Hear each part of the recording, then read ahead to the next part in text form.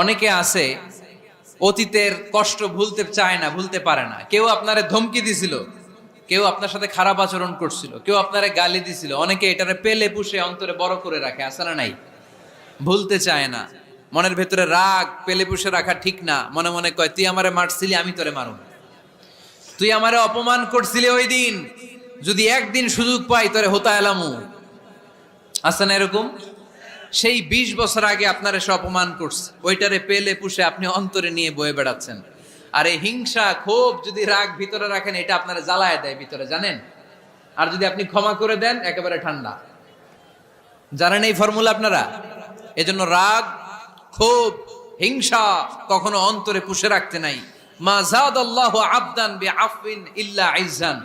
কোন বান্দা যদি তার অন্য কোন ভাইকে ক্ষমা করে দেয়, আল্লাহ তাআলা ওই ক্ষমাকারীর সম্মান আর মর্যাদাকে বাড়িয়ে দেয়।